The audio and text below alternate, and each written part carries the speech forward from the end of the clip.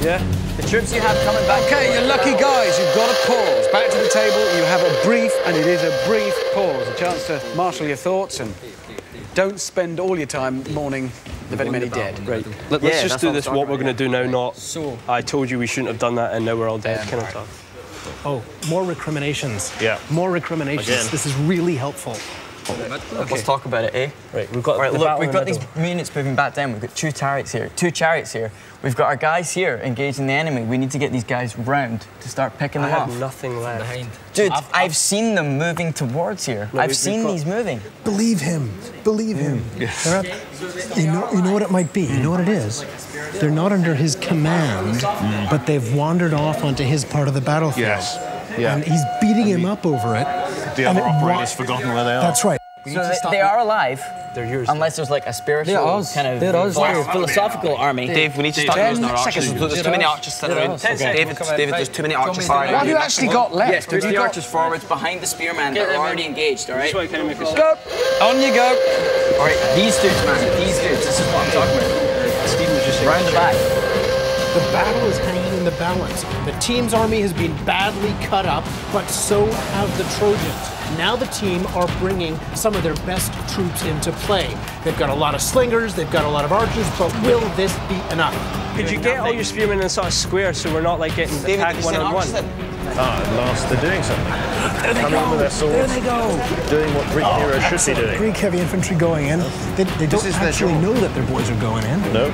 I think that's just plain old aggression from the Greek soldiers, which is good to see.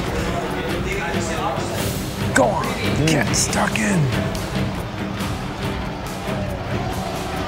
Audie, what do you have? Audie, what do you have, man? My two legs. You've got nothing left over there. He apparently has no troops Yeah. left. Get Audie to Exactly. come up And and help. help out. Yeah. Get Audie to come up and help have out. to Or stay for there. God's sakes, stop wasting Brian Yeah. down there Yeah. as the extra manager of that little unit there. Yeah. The spearmen are running away. That's not so good. Audie, Get out there and order him. Audie! Do you have anything at all left? No, nothing. Nothing at all. No, he's still there.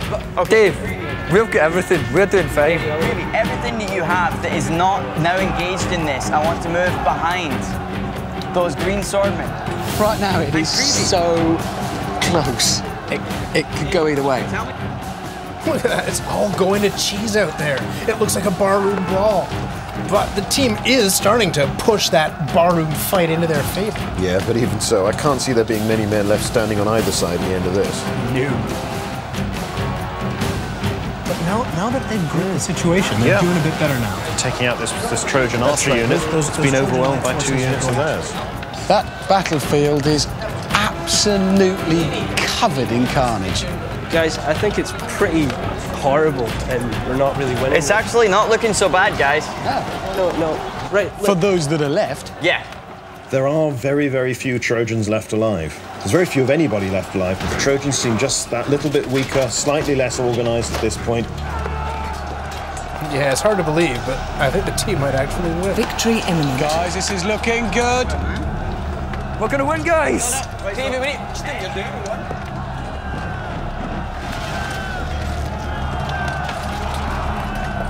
The Greeks have succeeded in taking on and pretty much destroying the Trojan army. We've got to call Homer and tell him to write about something else.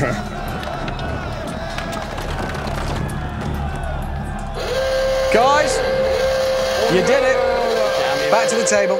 never had a doubt. Never had a doubt. Yes. You might not have had your doubts. Have to confess I did.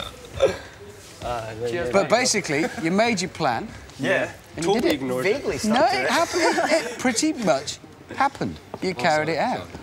I don't know how you did it, to be honest, but you did it. I mean, it was absolute carnage. Look at it. Look at that battlefield. Look how many There is soldiers. Have we barely- got units left? Got Units. That's grim. So good, man. That's grisly. But guys, congratulations. You Thank won. you very much. Let's see what the experts thought of your efforts. Adrian, Eric, what did you think? Well, you've made a lot of widows today. The Trojan women will be talking about this event for generations to come. Sadly, so will the Greek women, because you have lost a great deal of your own force. and particularly many of your most prestigious men. There weren't too many chariots driving around by the end of that battle, were there? I mean, there weren't too many people moving by the end of that battle, but particularly your aristocracy, your kings suffered very, very badly in this. It's highly questionable whether now you've got enough people that even if you go and knock politely on the door of Troy and ask, could we have our queen back, please, that they could actually say no. If they do, there's not a lot you can do about it. So it was a very, very bloody victory. It was far too costly, really. Well, bloody it may have been, but it was a victory nonetheless. Guys, why don't you show us what may have happened, what they might have done alternatively? Absolutely. We don't know much other than what we read in the Iliad about this battle, about what actually happened when they got to Troy. So what we're going to start with was your plan.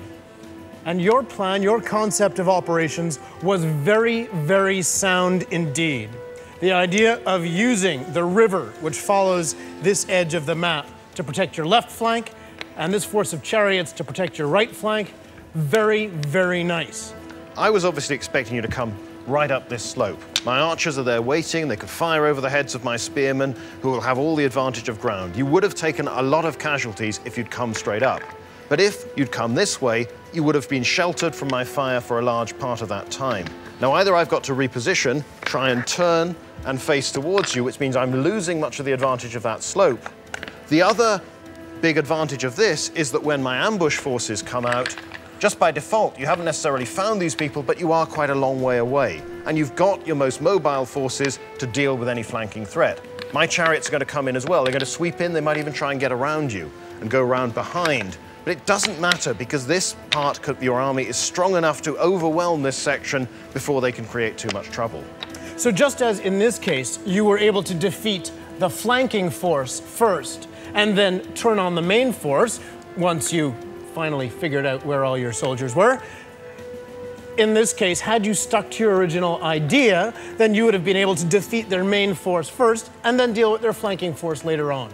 This was very much a purely tactical question to ask you, not an historical question, and you guys have given quite a sound tactical answer to it. Well, Eric, Adrian, thank you very much as our experts. Team, congratulations. I mean, what you lacked in aggression in the skirmish, you made up for it on the battlefield, and frankly, amongst yourselves at times. It was spectacular, and you won, bloody as it was. Congratulations. You've been watching Time Commanders. The kernel of historical fact which underlies Homer's epic tale of the Iliad is far less important to us than the fact that the Iliad inspired poets, artists, statesmen, and soldiers for thousands of years after the blind poet himself died. Back to 1066 next Sunday night as the Time Commanders return at this later time of 7:15. The live final of the Masters Snooker in half an hour after Match of the Day 2, next on BBC Two.